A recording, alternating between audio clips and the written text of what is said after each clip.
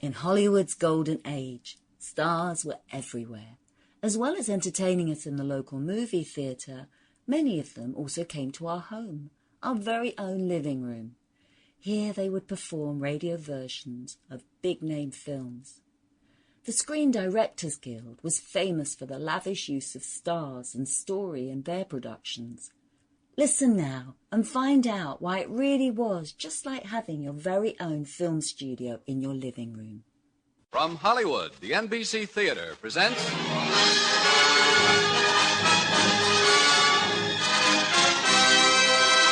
Screen Directors Guild assignment. Production, The Prisoner of Zenda. Director, John Cromwell. Star, Ronald Colman.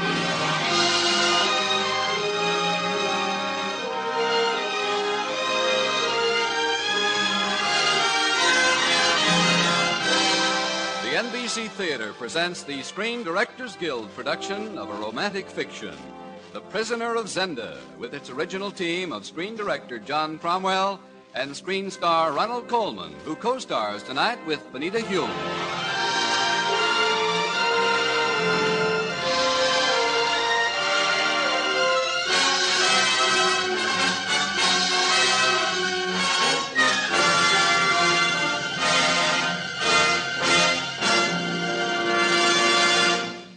Some 22 years ago, the new dimension of sound threw the motion picture medium into a ferment. The call went out for experts in the spoken word, and to Hollywood came a handful of seasoned stage directors. Many of them remain to devote the full sweep of their talent to motion picture directing, helping to develop and establish the film medium we know today. Outstanding among these is our guest tonight, universally respected for his brilliant direction of such films as Anna and the King of Siam, The Enchanted Cottage, Night Song, and, of course, tonight's story, The Prisoner of Zenda. Ladies and gentlemen, Mr. John Cromwell.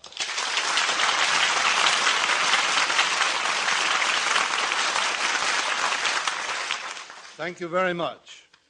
The Prisoner of Zenda is a story you probably won't believe. That's part of its charm and the reason why it's one of my favorites. It represents the ultimate in the field of romantic adventure. A drama flavored with the fantastic, equipped with all the delights of dark intrigue, high-spirited adventures, and beautiful princesses. Here, then, is The Prisoner of Zenda, starring Ronald Colman as Rudolph Rassendyll and Benita Hulme as the Princess Flavia.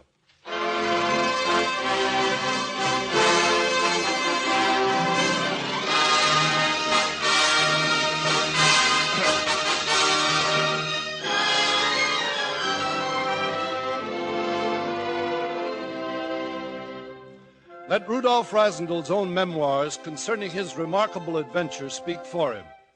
Rudolph Rassendyll was an English country squire who found himself on this fateful day toward the close of the past century, dozing beside his fishing rod in the forest of Zenda, kingdom of Ruritania.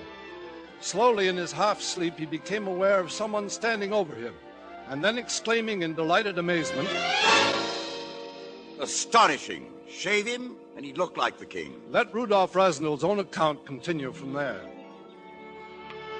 I awoke suddenly. A large, ruddy-faced man in hunting costume was staring down at me in amazement.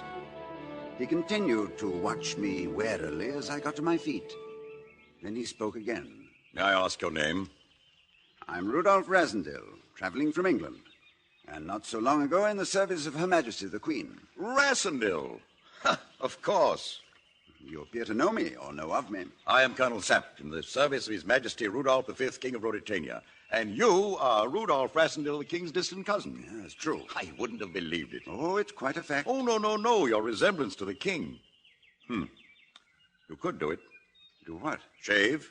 "What?" Pretend to be the king. "Nonsense." King Rudolph is at this moment in his hunting lodge in these woods, drunk as usual, and I fear drugged by his enemies. If he isn't at his coronation tomorrow, his brother Michael will seize the throne. You must prevent that. Oh, it's unthinkable. A kingdom at stake and a throne in the balance. Nevertheless, my dear Colonel, I'm here on a fishing trip.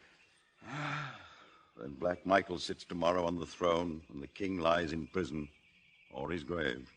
Is it as bad as all that? Believe me, Rassendyll. Well, after all, it... Sample complete. Ready to continue?